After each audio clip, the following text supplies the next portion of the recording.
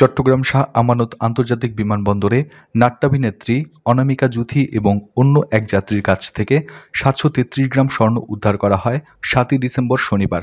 জাতীয় নিরাপত্তা গোয়েন্দা এনএসআই ও শুল্ক গোয়েন্দা বিভাগের অভিযানে উদ্ধারকৃত এই স্বর্ণের বাজার মূল্য প্রায় ৬৯ লাখ টাকা।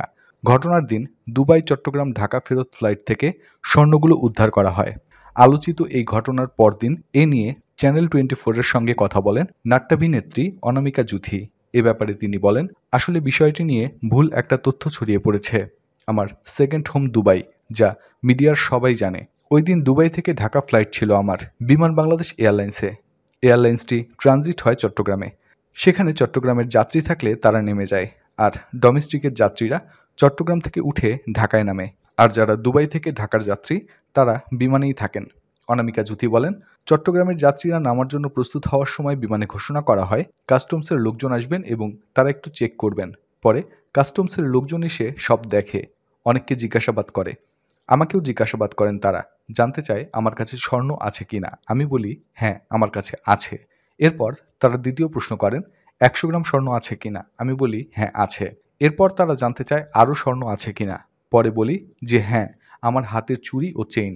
পরে তারা এসব দেখতে চায়। তিনি বলেন, তারপর পেছনে একটা ক্যাবিন আছে, সেখানে একজন ভদ্র নারী ছিলেন, তিনি দায়িত্বে ছিলেন। তিনি এসব দেখেন। এরপর আমার কাছ থেকে নিয়ে তাদের স্কেলে ওজন মাপেন। তখন আমি বলি আমার চুড়ি ও চেনের পরিমাণ মোট ৩০০ গ্রাম। তারাও স্কেলে মেপে সেটা দেখতে পায়। পরে তাদের আমি বলি, এটা তো আমার ঢাকা এয়ারপোর্টে ডিক্লারেশন দিতে হবে, আমি তো সেখানে নামবো। তাদের সঙ্গে আর সেভাবে কোনো কথা হয় না। তারপরই তাদের একজন সদস্য ঢাকা এয়ারপোর্টে আসেন। সেখানে ইমিগ্রেশন কমপ্লিট করে কাস্টমসে যাওয়া হয়। তারপর তারা তাদের মতো কিছু প্রসিডিউর রয়েছে সেসব শেষ করেন। এই অভিনেত্রী বলেন, আমার তো ঢাকা এয়ারপোর্টে ডিক্লারেশন দিতে হবে, কিন্তু চট্টগ্রাম থেকে ঢাকা এয়ারপোর্টে আসতে আসতেই কিছু নিউজ হয়ে যায় যার কোনো সত্যতা নেই। এক একটি মাধ্যমে এক এক ধরনের স্বর্ণের কথা বলা হয়েছে, অথচ আমার কাছে জুয়েলারি ছিল ৩০০ গ্রাম এবং বাকি ১০০ গ্রাম একটি ব্যাগের মধ্যে ছিল। এছাড়া আটক বা গ্রেফতারের ব্যাপারে অনামিকা জুথি বলেন, বিষয়টি ভুল তথ্য, এমন কিছু হয়নি। এ ব্যাপারে আমি শীঘ্রই একটি সংবাদ সম্মেলন করব, সেখানে বিষয়টি স্পষ্ট করব সবাইকে। আর আমাকে যেহেতু সম্মানহানি করা হয়েছে, এ ব্যাপারে পদক্ষেপ নেব।